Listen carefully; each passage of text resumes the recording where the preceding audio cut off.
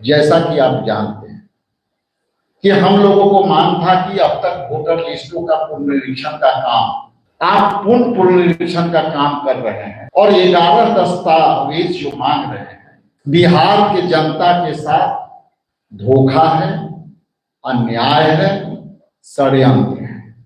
और इसी षड्यंत्र को हम लोग उजागर करने के लिए इलेक्शन कमीशन से लगातार मांग कर रहे थे।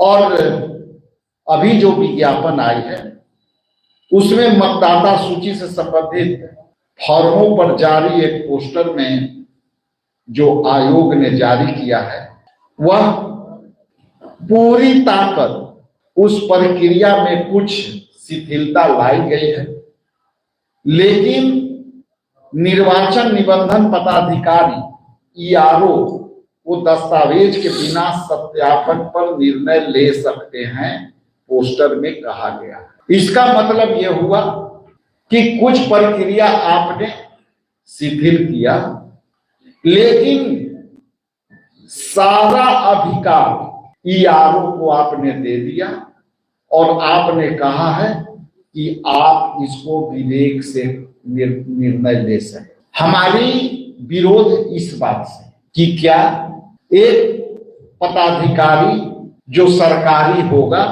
और सबसे जो कैटेगरी के एम्प्लॉय होंगे, क्या वरीय पदाधिकारी के प्रभाव में काम नहीं करेंगे? इसलिए हम इस बात को आपके बीच रखना चाहते हैं कि निर्वाचन निबंधन पदाधिकारी ईआरओ दस्तावेज के बिना भी सत्यापन करेंगे, लेकिन उनका विवेक भी उस पर थोपा गया है, वो अपने विवेक से काम करें।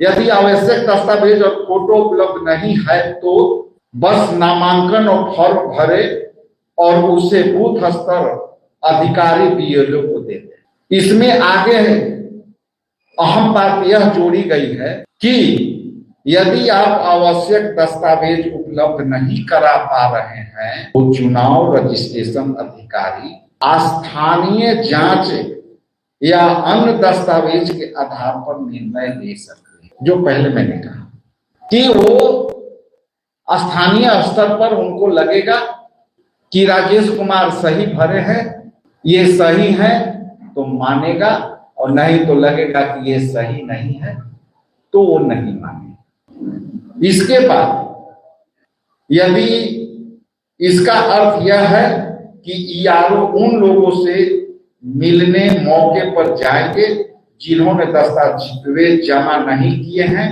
वे यह सुनिश्चित करेंगे कि फॉर्म भरने वाला व्यक्ति 18 साल का है या नहीं है, उस क्षेत्र में निवास के अवधि की जानकारी लेंगे, आसपास के लोगों से बात करेंगे और उपलब्ध साक्ष्य के व दस्तावेज के आधार पर निर्णय लेंगे। और यह विज्ञापन न सिर्फ चुनाव आयोग को आक्रामकता की पोल खोलती है, अपितु बिहार विधानसभा में सत्ताधारी दल के अनैतिक मदद की शंका प्रकट करती है।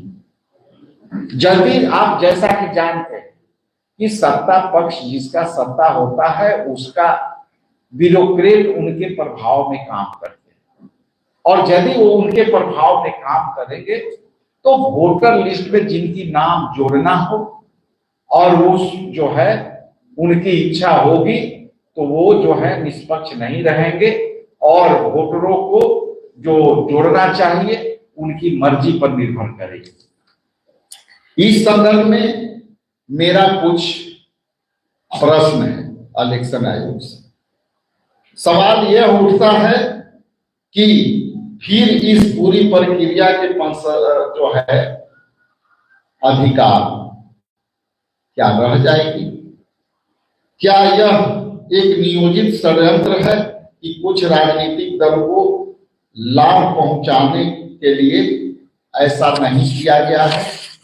और यदि आप अगर अंतिम निर्णय ईआरओ के विवेक पर छोड़ा गया है तो क्या बहुत बड़ी संख्या में भाजपा और जेडीयू के सरकार के दबाव में वोटर लिस्ट में मनमानी नहीं होगी।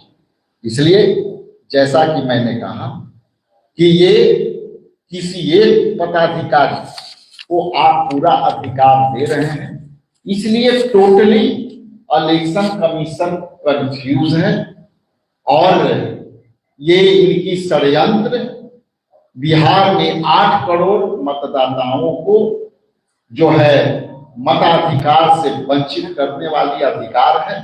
इसके लिए हम लोग संघर्ष करते रहे।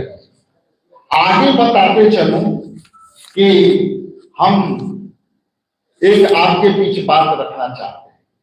7 जनवरी 2025 को एक इलेक्शन कमीशन द्वारा जो है प्रकाशन निकली, जिसमें इलेक्शन कमीशन ने एक विज्ञप्ति जारी कर कहा कि हम बिहार के वोटरों के लिए 7 जनवरी तक सारे प्रकाशन की प्रक्रिया पूरी कर दी है और आज उसके बाद यदि प्रकाशन की प्रक्रिया पूरी हो गई तो फिर ये पुनः 25 दिन में वोटर पुनर्निरीक्षण का काम फिर क्यों किया गया?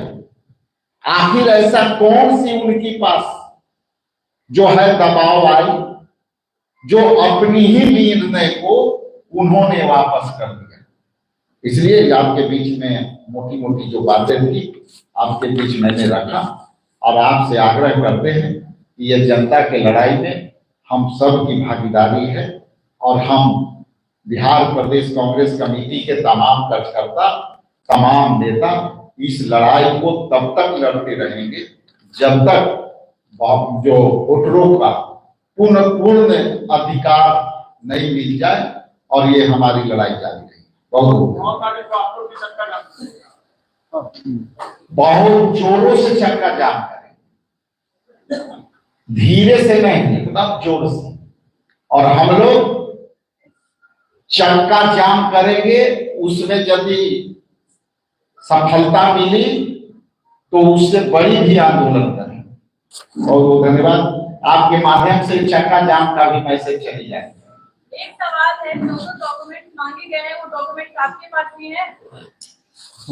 खोजना पड़ेगा कहाँ है, लेकिन चूंकि शिक्षित हैं, पढ़े हैं, तो एक डॉक्यूमेंट तो मेरे पास होगा ही, मैट्रिक पास वाली। लेकिन जो लोग मैट्रिक पास नहीं हुए और एक एजेंसी के सर्वे में जो बातें आई है कि यहाँ पे 10 से 13% लोग मैट्रिक पास है, उसमें भी पुरुष, महिला कम, तो आप सोच सकते हैं कि यदि उसके आधार माना जाएगा तो 10 से 13% लोग अपना प्रमाणित कर पाएंगे कि हम